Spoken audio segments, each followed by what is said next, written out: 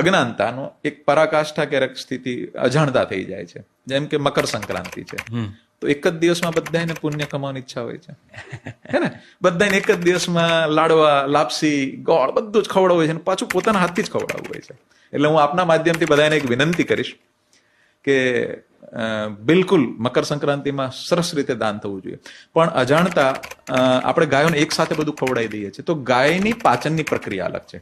એના રૂમેનની અંદર માઇક્રોફ્લોરા ખાવાનું પચાવે છે, અને એની અંદર એની પાચનની પ્રક્રિયા એવી છે કે જ્યારે પણ નવો ખોરાક આપો તો એને 15 દિવસ લાગે એડોપ્ટ થતા.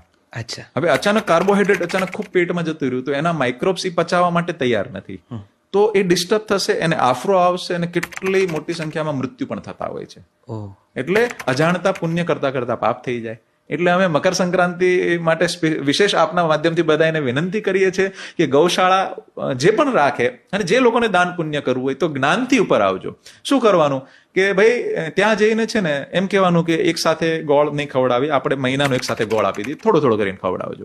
એક સાથે ચારો નહીં, આપણે ચારો આપીએ, થોડો થોડો ખવડાવો. લાપસી એક સાથે નહીં, આવી રીતે કરો. પૈસાનું દાન પણ આપી શકો, પણ જો તમારા હાથથી જ ખવડાવવાની ઈચ્છા હોય ને તો 30 દિવસ જઈને રોજ રોજ ખવડાવજો.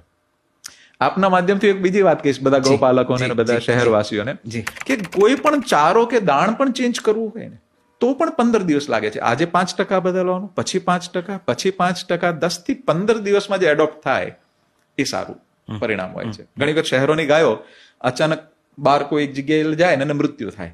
શું કામ? કારણ કે એને એઠવાડ ખાધો છે. હવે એઠવાડ ખાધેલી ગાયને ગમે એવો સરસ મજાનો ઘાસચારો આપશે ને તો એ તે ગાયનું મૃત્યુ નિશ્ચિત ઓલમોસ્ટ હોય છે.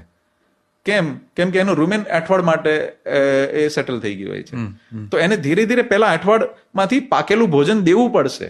જ્યારે એને શિફ્ટ કરીએ છીએ શહેરમાંથી બહાર, અચાનક પકડીને લઈ જઈએ છીએ બહાર, તો એની માટે એને પહેલા 5% ઘાસચારો આપો, પછી 10% આપો, 20% આપો. 25 દિવસની સાયકલ એને લઈ જશો તો મોર્ટેલિટી રેશિયો નહીં આવે. બરાબર છે. તો આ બધી જ્ઞાનથી ઉપર આવવાની વાત છે. એટલે મકર સંક્રાંતિમાં એક નહીં 10 વખત વધુ દાન કરજો, પણ સમજણ સાથે. વાહ.